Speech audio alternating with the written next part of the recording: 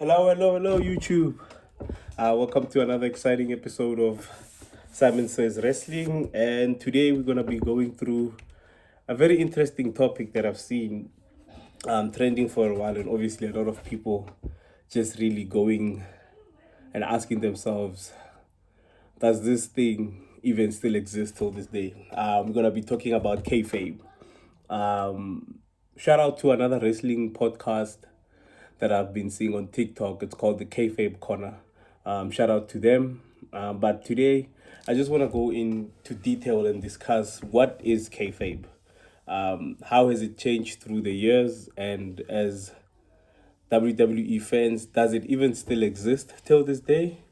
I don't know. Don't forget to comment, like, subscribe, comment down below, share the videos. Let's grow the channel. And you guys let me know what you guys think. So obviously we're gonna have to go into the whole definition of what kayfabe is. In professional wrestling, kayfabe refers to the practice of maintaining the illusion that the matches and the storylines are real, even though they are scripted. It's the unspoken contract between wrestlers and fans where everyone pretends the events are authentic. This obviously gives a heightened experience to both the people in attendance in the arenas and us watching at home.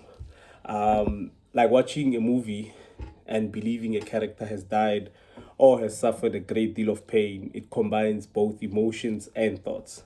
This is the beauty of kayfabe. So let's go deeper into it and discuss this.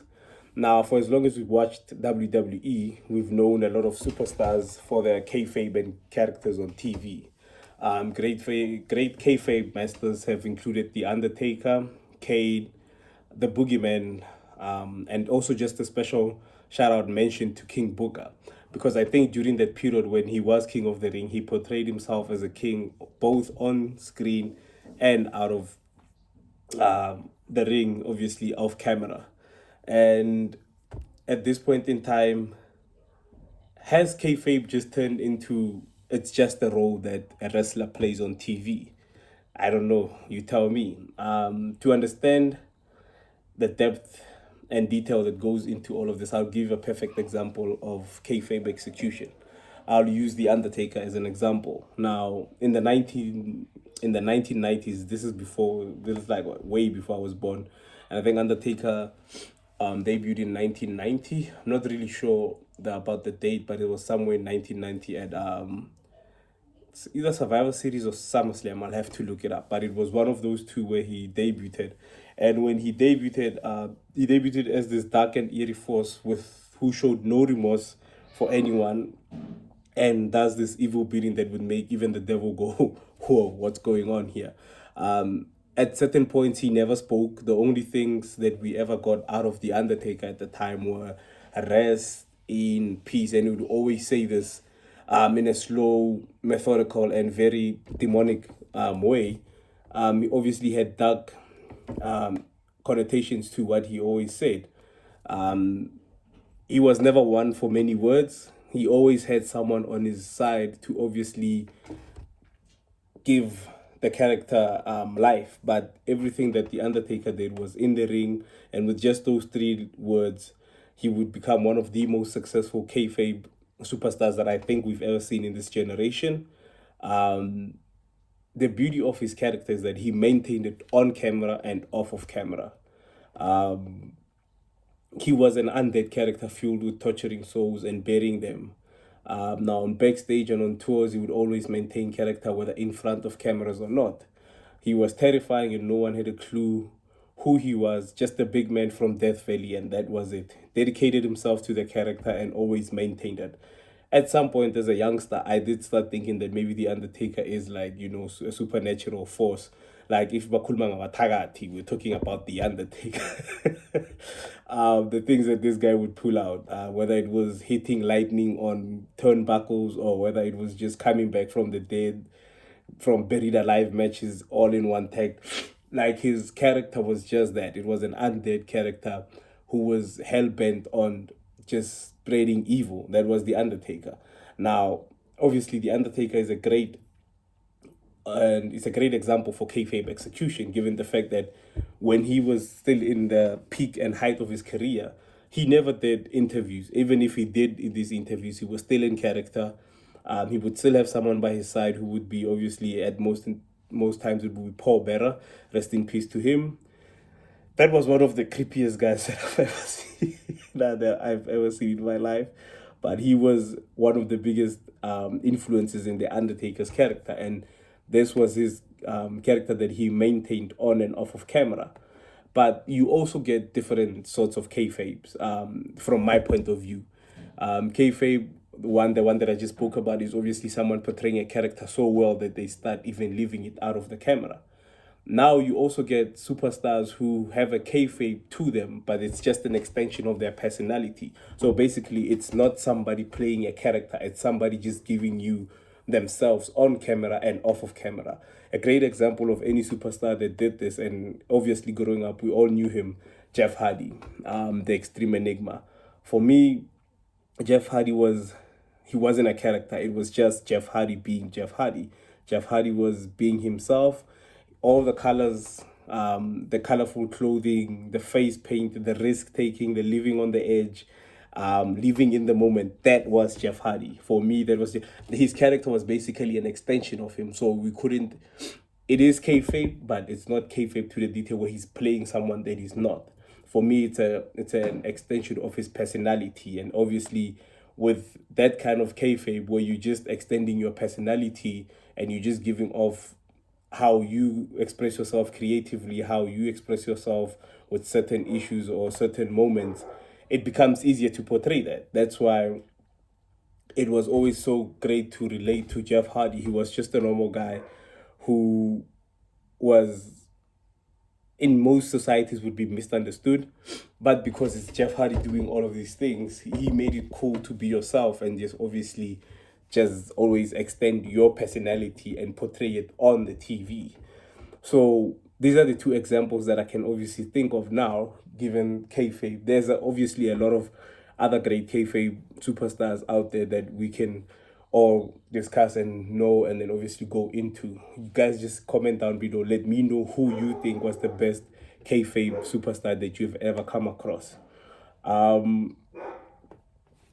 Wrestling for the young ones back then, given we were the young ones, was somewhat real in the physical sense. When you are young and you see these guys go back and forth, hitting each other with suplexes, punching each other in the face, low blows, finishing moves after finishing moves. They would literally put their bodies on the line. And as much as it was scripted, there are certain hazards to it. And obviously, as you grow older, you start to see that wrestling can take a toll on someone else's body. But for more than that, there was more to it. There was more than just the physical interaction.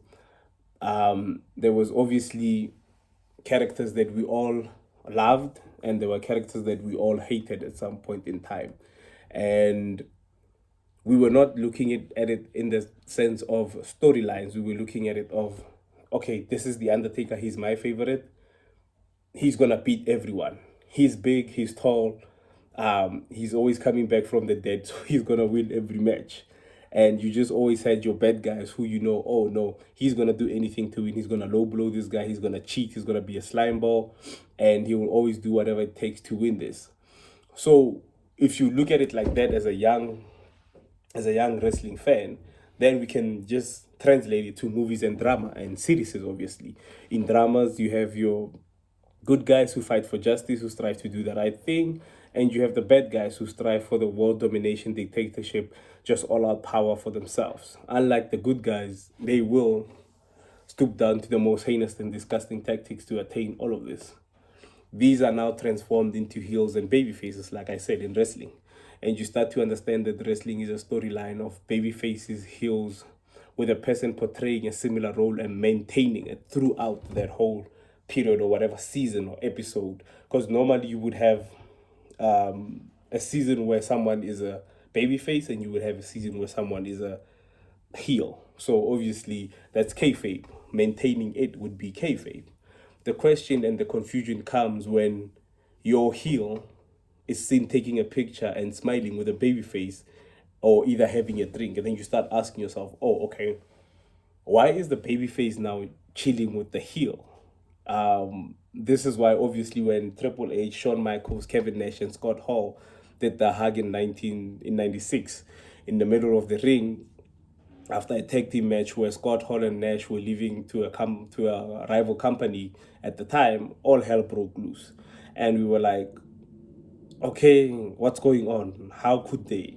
These people actually hate each other. They've given off promos as to why don't they like the other guy. So now why are they in the ring and being all buddy buddy? For me, looking at it back today was a realization that, oh no, wait a minute, these guys are friends. They're just portraying characters that need to have a certain edge or animosity between them. But at the end of the day, these guys travel together.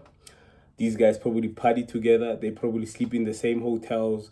Their families probably know each other because obviously these are the people that you spend most of your time with. And given the fact that WWE superstars spend most of their time on the road, obviously they will be friends. And this is obviously you starting to come to the realization that, oh, okay, so them breaking that kayfabe in that ring in '96 was the realization that, oh, we mustn't forget that behind these characters there's actually human beings who actually like each other, who work with each other, and most times you do get personal problems outside of the ring, like personal stuff that happens in the back. But in most cases, these guys do hang out together, and they are the closest of friends. Same way you can get a James Bond character hanging out with the villain, conducting interviews, and then just saying how it was so great to shoot this movie with them. But in the movie, they had so much animosity towards each other, but they're still conducting this interview because behind that James Bond, there's an actual human being playing that character. Um, it's a human being with feelings, with emotions, and it's just in a role where he says, "I'm portraying this guy on TV, but off of TV, I'm someone else." And for us WWE fans, it's becoming really, really weird to see them actually interact together outside of the ring the way they are compared to how they should be in the ring. It's so weird to see, let's say, for instance, someone like in '09, when I found out that actually John Cena and Randy Orton are the bestest of friends, it was so weird to see. It basically distorted the vision that I have for them in the rivalry that they had. It was one of the craziest rivalries that I had ever seen. Randy Orton was vicious. He was crazy, psychotic. Cena was obviously the guy that stood for the right thing, hustle, loyalty, respect. But to actually find out they were best friends, and that was one of the craziest things that I had ever made at that time. What was the craziest kayfabe or twist that you had found out between two superstars that made you go, whoa, okay, that these guys who actually say that they are best friends do this to each other, or they hang out and they can actually do this to each other? Um, Fast forward to today, where we have access to everything at the tip of our hands, the internet, obviously information. WWE itself is releasing documentaries on everything. I mean, The Undertaker has a podcast. Like, till this day, I still find it so weird to watch Mark is actually his real name, sit down, have a conversation, and actually laugh. For me, it took a bit of a while, because he had portrayed that character so well for so long, and he had dedicated himself to it, that you would think that, oh, this is all that he does, unrealistically thinking that. But at the end of the day, you would think this is all Undertaker does. He comes up, he goes to work, tombstones, choke slams, buries someone, goes back to his grave, comes back, rises up from the dead, goes to kill someone, gets banned by Randy Orton, takes a few weeks off, comes back after 3 weeks. That's that's the fan in me that doesn't want to accept that the fact that this character, The Undertaker, is portrayed by a human being who probably has a family, who probably has friends, who probably goes out, who probably likes to have fun. But you've known his kayfabe character for so long, it's hard for you to believe that he's a normal human being. Like, sometimes I'll just be watching Undertaker having a normal interview, and I'll be like, oh, biscuits, let the music hit, let him roll his eyes, choke slam someone, tombstone them, and then pin them. So obviously with social media and the internet and everything else covering the WWE and obviously professional wrestling, you will see certain characters in a light that you wouldn't have imagined to see them. And in most cases, you find heels like Austin Fury. Austin Fury, for the longest of time, I think now for the past 6 to 4 months, has been a heel with Grayson Waller. But immediately when you log on to Instagram, you find Austin Theory giving motivational speeches, and you're like, whoa, why is a heel giving motivational speeches? Then you remember that, oh, this guy is actually human. So I'm starting to think that kayfabe is dead, and these characters that they're portraying is more of a brand. So they work more. So as WWE like superstars and obviously WWE fans, we need to now start going back and then just asking ourselves, do we have, is kayfabe as important as it once was? Or is the brand of the human being important? Or is it something that they're trying to protect? What I'm saying is that kayfabe can never be truly dead because obviously gives you an essence of everything that's going on. These guys are marketing themselves as a brand. These names that they have, these ring names, Liv Morgan, CM Punk, Drew McIntyre. These are not their real names, but these are the brands that they represent. It's no longer a character, it's more of a brand. I have a brand, that brand is CM Punk. I need to have that brand associated with the UFC on commentary. I need to have this character of CM Punk portrayed in a series. It's CM Punk. We got him from the WWE, but he also is playing another character. That's why it's always so weird for us as fans to come across posts where heels and baby faces are coming together. So the thing that I realized while making this whole video and making obviously my research is the fact that kayfabe might actually be dead. It might actually be so dead that now we have to come to terms that these are real people portraying characters on TV, and their names associated to them are a brand. And this brand is something that they use to maybe attract more eyes outside. Like, for instance, when John Cena, for instance, when he was still a superstar, Hollywood obviously had their eyes on Cena, and when they took Cena, they could have used his government name and marketed him as his government name, but instead they used the name John Cena, which was a WWE product. So this is why I'm thinking it's more of a brand than it is kayfabe. I don't. For me personally, I think kayfabe during the years has basically started to die down a bit, and we've gotten so much access to seeing these guys' lives outside of the ring to the point where it's hard for me to say that kayfabe is being maintained by anyone. At the end of the day, it's something that a lot of people still wanna get into and just say at the point in time that these superstars need to maintain a kayfabe etiquette, so to say. So if you have a character on TV, your character outside of the TV or outside of the cameras needs to go hand in hand with that one. But you have to remember that these guys work with foundations which do donations, which do obviously make a wishes.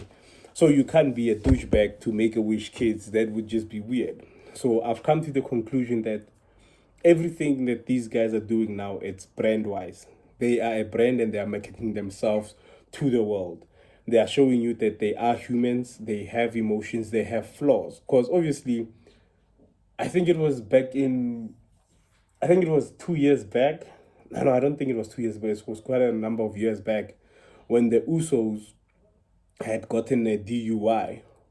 And I think they're still banned from some international country that they can't come into because of that DUI. So and then you're like, okay, these are actually baby faces on TV. Why are they getting DUIs? But then you remember that these people actually have lives.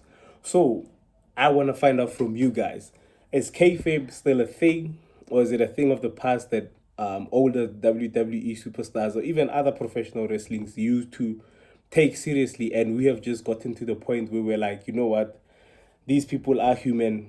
They're just portraying a character on TV, and is kayfabe as big as it once was? Is it as much of a big deal as it once was in the 90s as it is now in the 2025? I don't know. For me, I've come to the conclusion that these guys are a brand.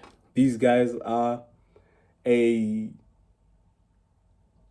marketing brand. They are using the WWE as a stepping stone to something bigger. And given the fact that they put these names on shirts, they put these names on titles, it would make sense for us to come to the realizations that kayfabe might not actually be as big of a deal as it once was. I don't know. Maybe I'm wrong. Maybe you guys want to correct me and let me know that kayfabe is still the thing to be held onto, and people just need to do more of it so we can enjoy the product a bit more. I don't know. Either way, I'm still enjoying wrestling. Let me know what you guys think. Comment, like, subscribe, share the channel. Comment down below. Let me know what your thoughts are on this topic of kayfabe. And as always, now we're talking. Peace.